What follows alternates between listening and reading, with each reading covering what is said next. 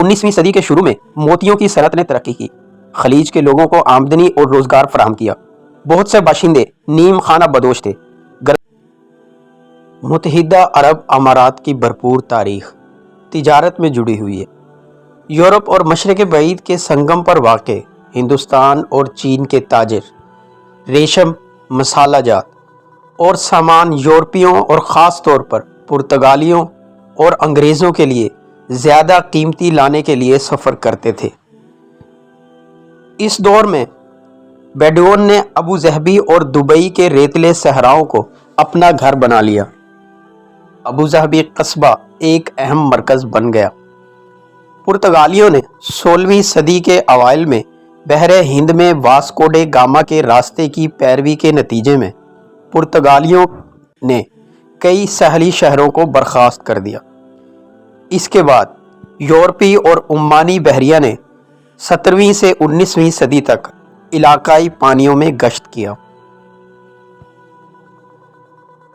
19ویں صدی میں انگریزوں نے انفرادی امارات کے ساتھ معاہدوں کی ایک سیریز پر دستخط کیے، جس کے نتیجے میں ایک ایسا علاقہ قائم ہوا جو شیخوں کے ماتحت آ گیا، جو بعد میں متحدہ عرب دی ٹروشل اسٹیٹ کے نام پر اکٹھا ہو گیا۔ صدیوں سے قزاقوں، جنہوں نے ریاستوں کے ساحلوں کو پناہ گاہ کے طور پر استعمال کیا، سمندروں کو گھیرا اور جزیرہ نما عرب کے ساحلوں کو دوچار کیا۔ امارات نے اس بات پر اتفاق کیا کہ برطانیہ کے علاوہ کسی بھی علاقے کو برطانیہ کے حوالے نہیں کیا جائے گا، اور برطانیہ کی پیشگی اجازت کے بغیر برطانیہ کے علاوہ کسی بھی غیر ملکی حکومت کے ساتھ مشغول ہونے سے گریز کیا جائے گا۔ بدلے میں برطانیہ نے وعدہ کیا کہ ساحل کو تمام سمندری جارحیت سے بچائیں گے اور زمینی حملے کی صورت میں مدد بھی فراہم کریں گے۔ 20ویں اور 19ویں صدی کے شروع میں موتیوں کی صنعت نے ترقی کی، خلیج کے لوگوں کو آمدنی اور روزگار فراہم کیا۔ بہت سے باشندے نیم خانہ بدوش تھے، گرمیوں میں موتی اور سردیوں میں کھجور کے باغات دیکھتے تھے۔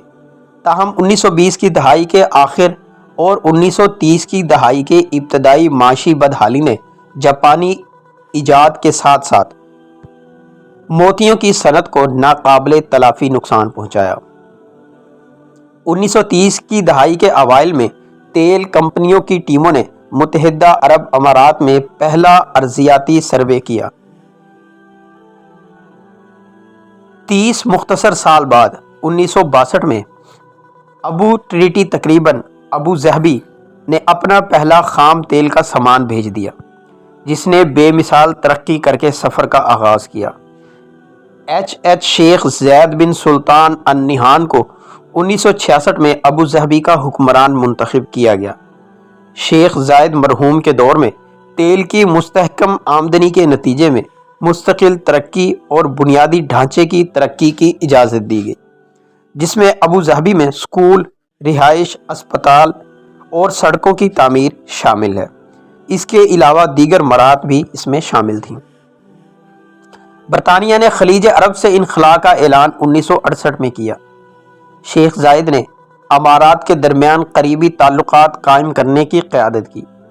دبئی کے حکمران شیخ رشید بن سعید المکتوم کے ساتھ شیخ زائد نے ایک فیڈریشن کا مطالبہ کیا، جو کہ ٹریشل اسٹیٹ ہوگی۔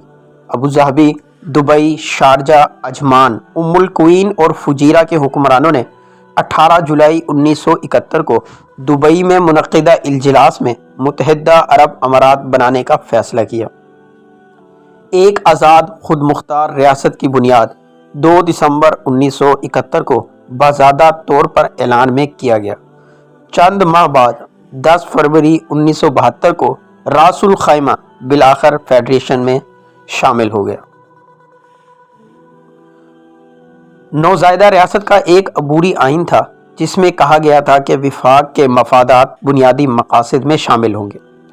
آئین نے متحدہ عرب امارات کے سیاسی اور آئینی نظام اور وفاقی ایجنسیوں سے وابستہ حکام کے بارے میں بھی تفصیل دی۔ 1996 میں فیڈرل سپریم کونسل نے آئین میں ترمیم کو مستقل کرنے کی منظوری دی، اس کے بعد ابو ظبی وفاقی ریاست کا دارالحکومت بن گیا۔